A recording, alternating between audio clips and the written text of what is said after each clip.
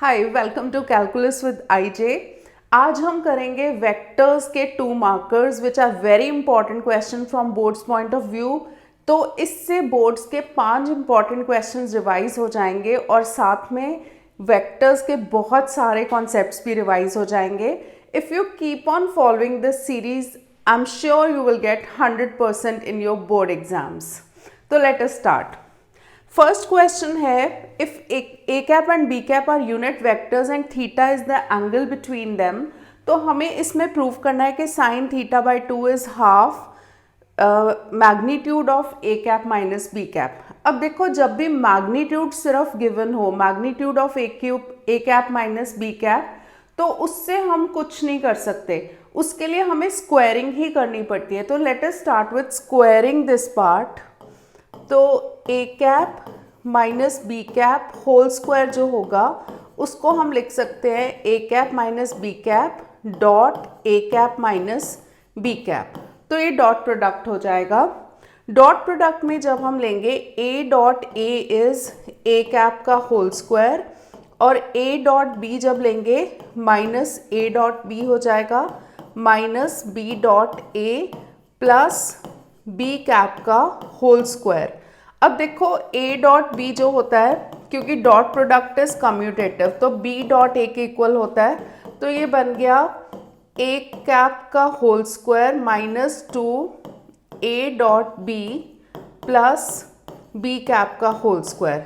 अब क्वेश्चन में ये गिवन है कि a cap and b cap are unit vectors. अगर यूनिट वेक्टर्स होंगे तो इनका मैग्नीट्यूड होगा 1, तो हम यहाँ पे लिख सकते हैं 1 और यहाँ पे भी लिख सकते हैं 1। और A cap A dot B का जो फॉर्मूला होता है वो ए बी कॉस थीटा होगा। तो ये 1 प्लस 1 बन गया 2 माइनस 2, ये 1 है, ये भी 1 है, कॉस थीटा 2 कॉमन लेंगे, 2 इंटू 1 माइनस कॉस थीटा। तो इसको हम लिख सकते हैं 2 इंटू 1 माइनस कॉस थीटा का जब फॉर्मूला लगाएंगे वो होता है 2 साइन स्क्वायर थीटा बाई 2। तो ये बन गया 4 साइन स्क्वायर थीटा बाई 2। अब देखते हैं हमारा क्वेश्चन बेसिकली क्या बना। A cap minus B cap modulus का whole square is equal to 4 sine square theta by 2। तो इसमें हम स्क्वायर रूट ले लेंगे दोनों साइड पे। तो A cap minus B cap हो जाएगा 2 साइन थीटा बाई 2। 2 को उस साइड ले जाओ तो half a cap minus B cap is equal to sine theta by 2। तो यही था हमारा required result. So very important question. Next question is for any vector a in space. हमें ये प्रूव करना है कि वेक्टर ए का dot product with i cap और ब्रैकेट के बाहर भी आई कैप है, प्लस वेक्टर ए का dot product with j cap और बाहर जे है, ए का डॉट प्रोडक्ट विद के बाहर के है is equal to vector a. तो इसके लिए हमें वेक्टर ए को अज्यूम करना पड़ेगा। Let vector a is equal to x i cap plus Y j cap plus Z k cap. अब हम देखें what is a dot i. तो ये होगा x i cap plus Y j cap plus Z k cap dot i cap. जब हम i cap and i cap वालों को मल्टीप्लाई करेंगे तो आई डॉट आई इज 1। तो ये एक्स आई डॉट आई हो जाएगा plus Y J dot I plus Z K dot I. Now I dot I is 1, J dot I is 0, K dot I is 0। तो basically इसका answer बना x।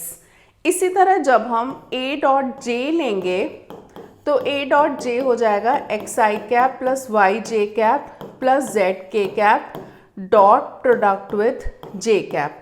X i cap dot J cap वाली term 0 हो जाएगी, ये वाली term y J dot J is 1 तो y हो जाएगा, and z k dot J वो भी 0 हो जाएगा। इसी तरह जब हम a डॉट k लेंगे तो x i cap plus Y j cap plus Z k cap dot के कैप, तो इसमें सिर्फ z वाली टर्म आएगी। तो बेसिकली इसका आंसर आ गया x, इसका आ गया y और इसका आ गया z। अब हम इसमें वैल्यूज़ पुट करते हैं।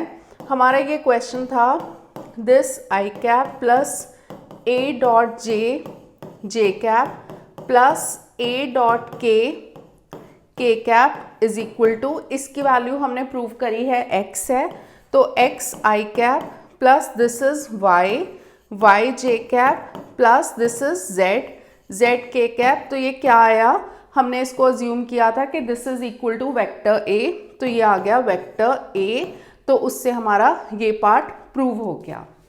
अब करेंगे हम next question. Vector a given है, वेक्टर b गिवन है, हमें प्रूव करना है a plus b and a minus b are orthogonal.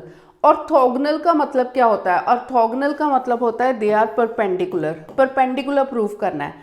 Perpendicular अगर किसी दो वेक्टर्स को प्रूव करना हो तो हमें प्रूव करना पड़ता है कि उनका dot product is equal to 0। But यहाँ पे हमें a plus b and a minus b को परपेंडिकुलर प्रूव करना है, तो a plus b and a minus b के डॉट प्रोडक्ट को हम 0 प्रूव करेंगे। तो उसके लिए हम सबसे पहले a प्लस बी निकालेंगे। देखो 5 I cap plus I cap is 6 I cap, minus J cap plus 3 J cap is 2 J cap, minus 3 K cap minus 5 is minus 8 A cap.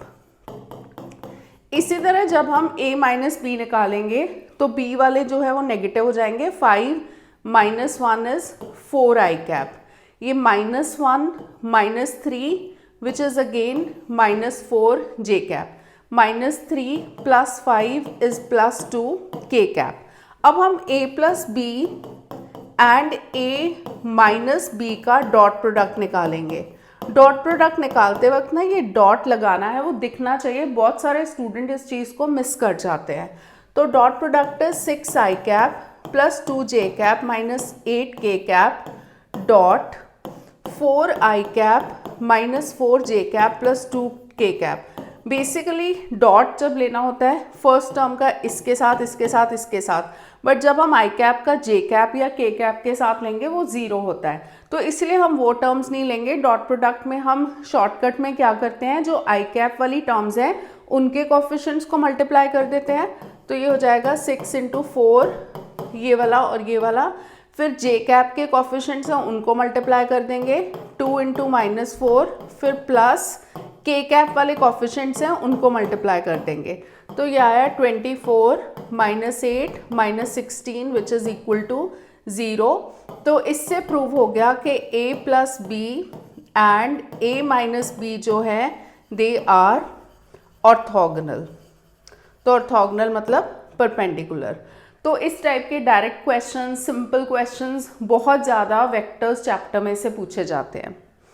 अब है next question, a dot B is equal to a dot C given है and a cross b is equal to a cross c गिवन है। Vector a is non zero vector, हमें prove करना है b is equal to c। तो सबसे पहले हम a dot b is equal to a dot c से स्टार्ट करेंगे। दोनों टर्म्स को लेफ्ट हैंड साइड पे ले आओ, तो a dot b minus a dot c is equal to 0। a dot इसमें से मतलब डिस्ट्रीब्यूटिव प्रॉपर्टी लगा लो, b माइनस c इज 0। अगर डॉट प्रोडक्ट कोई दो वेक्टर्स का 0 होता है तो वो आपस में परपेंडिकुलर होते हैं, या फिर इसमें ये होगा 3 कंडीशंस आएंगी, वेक्टर a 0 होगा, या होगा b माइनस c इज 0, या फिर होगा a is perpendicular to b minus c। क्योंकि डॉट प्रोडक्ट अगर 0 हो तो फर्स्ट वेक्टर दूसरे वेक्टर के परपेंडिकुलर होता है, but a is equal to 0 तो पॉसिबल नहीं है, क्योंकि क्वेश्चन में गिवन है a नॉट इक्वल टू 0। तो हमारे पास ये दो कंडीशंस आ रही हैं, b माइनस सी 0 और a is perpendicular to b minus C.